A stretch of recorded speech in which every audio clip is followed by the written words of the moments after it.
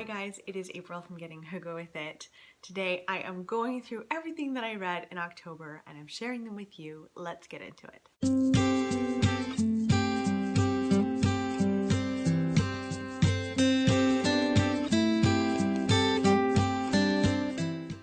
Now I apologize that you're not seeing my bookshelves in the background, but Nora is asleep on her little cushion on the couch. I have some time and I thought that I would just film this video right now. I went to Bath & Body Works again today. Is this becoming a problem? Yes. I got another candle. It's lit in the background. I don't know if you can see that. It's really pretty. It smells amazing. It's called Fall Farmhouse.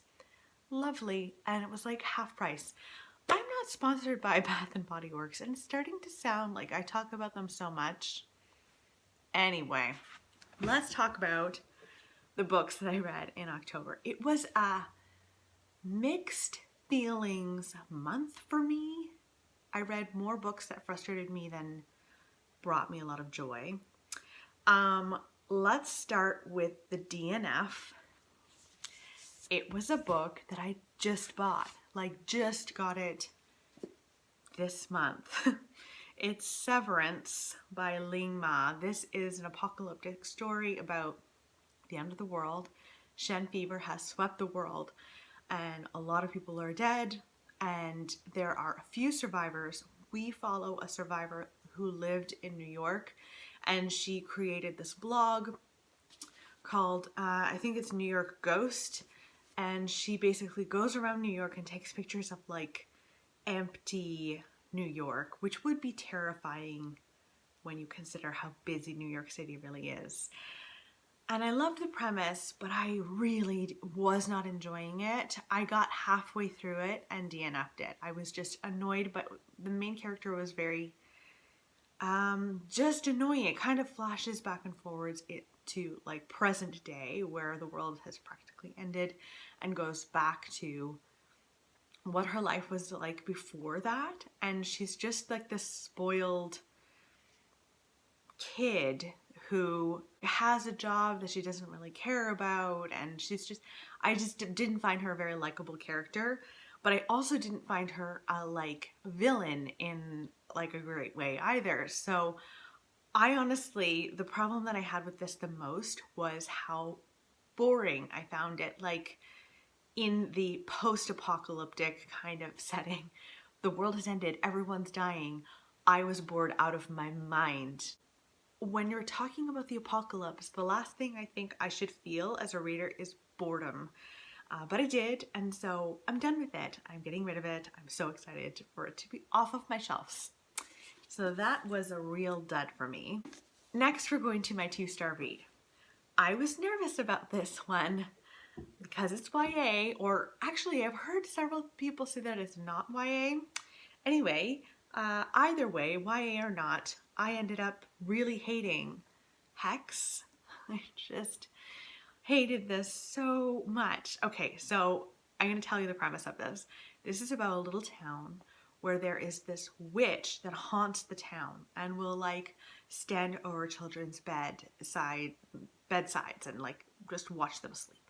And she just shows up in people's houses and throughout the town. Her eyes are shown shut. Her mouth is sewn shut. And she is terrifying, but people have been raising their kids in this little town, and they're really trying to keep it a secret from the rest of the world because it really is a burden to live in this town. You can never leave the town because when you leave, even if it's for an overnight stay at the hospital, you will start to feel suicidal. So you're stuck there. So people really encourage people not to move and anyway, I love the premise of this. I should say one of my greatest fears in life is waking up in the middle of the night and seeing someone by my bedside.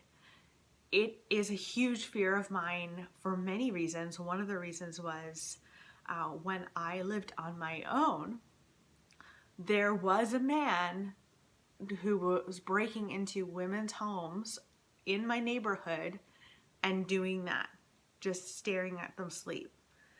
and it happened to two women in my neighborhood, and that's terrifying to me. And so this is right up that alley. I also find women more terrifying than men for some reason. Like scary women in my mind they're more terrifying. I don't know why, but so this had every opportunity to terrify me, and it didn't. Also, the blurb talks about how she stands next to children's beds for nights on end. Guess what she didn't do in the book? She never did that. And I kept waiting for the scene where she's going to stand over a kid's bed and stare at them, and it just never happened. Also, we don't follow any children whatsoever in this book. The children that we follow are teens. So they're children, yes, but they're teens. And I also found the characters, specifically the teens in this book, to be extremely annoying. Like really, really annoying. I just didn't care about any of the characters. And I think there were moments where he was trying to be funny. There is this woman in the town who sells this pate, and there's just so many references about this pate, and all she cares about is whether her pate is being sold and who enjoys her pate and who doesn't. And like, I think it's meant to be funny, but I just found it annoying. I don't even know how to explain how annoyed I was by this book. I will not be reading anything more from Thomas Old Huvelt. He is not for me. I am done. 2 stars. Okay, so then I have 2 3-star books to talk to you about.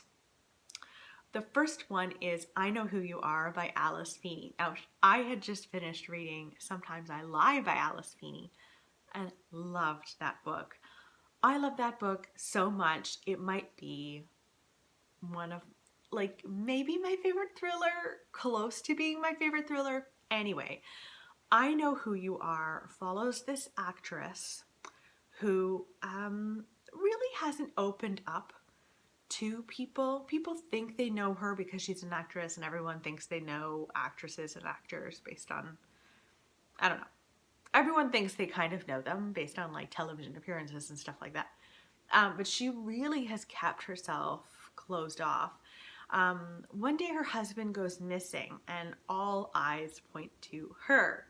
And the police kind of think that she killed him. And I really enjoyed there were so many things that I enjoyed about this book. So it does have Gone Girl vibes, which I thought was a lot of fun. There's also flashbacks to her childhood, just in the same way that Sometimes I Lie, you go back to her childhood. She does this here, and I'm hoping that Alice Feeney will continue to do this because this is something that's missing from the thriller genre. You don't get a lot of that, and she had a terrifying experience in her childhood that would change her life forever.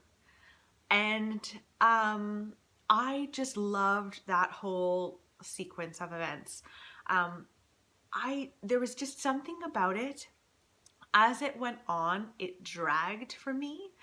And as it went on and finished, I was just like, okay, that's fine. I didn't feel really super tied to the ending. I also thought of a couple of other endings that I think I would have preferred more. So yeah, it just didn't quite get there for me. I thought for a long time I was going to be giving it 4 stars, but it ended up being a 3-star for me just because the ending just made me kind of go, okay. That said, beautiful writing. She's a great writer. Not beautiful, like, that's for like Jane Eyre, but good writing. I love Alice Feeney as a thriller writer. I'm excited to read more of her. I will read all of Alice Feeney. So there's that. Then I also read another 3-star, CILKA'S Journey by Heather Morris. Heather Morris wrote The Tattooist of Auschwitz. Barry came home with this, which I thought was so sweet. Now, I will say there is some interlinking between The Tattooist of Auschwitz and CILKA'S journey. I have not read The Tattooist of Auschwitz, but you do get a couple of glimpses at the main character, the man from The Tattooist of Auschwitz, him and his wife, and they kind of appear here and there, not too much. So I don't think you have to read The Tattooist before you can read this, because I didn't, and it's fine. So I feel mixed things about this one. This is a story of a girl who has really gone through the ringer. She went to Auschwitz when she was quite young. They were liberated when she was 16 years old, but because one of the German officers really took a liking to her, he would rape her. She was able to stay in a more comfortable place to live, but she was being raped on a very frequent basis. All of the Jewish people that she knew at Auschwitz didn't know about that. They thought that she was, lining up with the Nazis. And so after Auschwitz, she was sent to a Siberian camp and stayed there for years and years. And I think this is based on a true story. And it's about her experience. So the storyline, fascinating. I didn't really mind the main character that much. I felt like there wasn't a lot of depth to anyone in the story. I felt like I was a little bit amateur. And okay, so I think it was very well researched. She really did her research on it, but I feel like she almost leaned so heavily on research that she forgot to make the story powerfully emotional. You have a very emotional story here. And it felt like a fluffy read. But it's about concentration camps. And I don't understand how it can be a fluffy read and also be about World War II. I feel very mixed about it because I flew through this book. Like, I could not put it down. But I was also not tied to the characters. Like, it was based on a true story, but in my mind, it didn't feel like a true story. It didn't feel real. And so I wasn't very linked to the outcome, if that makes any sense. Mixed feelings. I will read more of Heather Morris. I have The Tattooist of Auschwitz on my shelves. I'm going to read it. But didn't love it. Okay, so, and then I do have a 4-star read. No 5 stars in October for me. My 4-star read was The Silent Patient by Alex Michaelides. I really enjoyed this book. This was a lot of fun. So many twists and turns. This is about a woman who seems to have a very happy marriage. Everyone from the outside would say that, but she did shoot her husband 5 times in the face when he came home one day. And then after she did that, she stopped talking to anyone. And there's this psychotherapist who is fascinated by her storyline, or her story basically, and he wants to get her story out of her and find out what happened to her, why she did this. And it was a lot of fun. I flew through this book. Very, very easy to flip the pages. They're very short chapters, like sometimes 2 pages, sometimes 1 page, like short chapters, which I think really helps to keep you flipping the pages. So I loved that. I didn't love the character of the psychotherapist. I found, okay, so he gets this job at this penitentiary, basically, where she's staying. I think it's like a mental institution / penitentiary. And she's there because she's killed her husband, and she's also not talking, and they think it's like some sort of like mental issue, I think. So he gets this job, but he only really takes her on as a patient And I know this is like being nitpicky, but at the same time, if you got a job as the psychotherapist or one of the psychotherapists at this institution, wouldn't you have many, many patients that you're taking care of?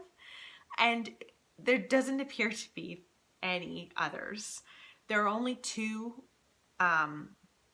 people, like patients slash prisoners, mentioned in this book, which also annoyed me because surely there are several more.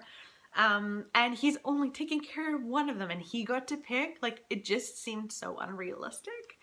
So I didn't love that. I also found him, there's something sometimes about male writers, not all the time, but some male writers write about women in this very hypersexualized way that makes me uncomfortable.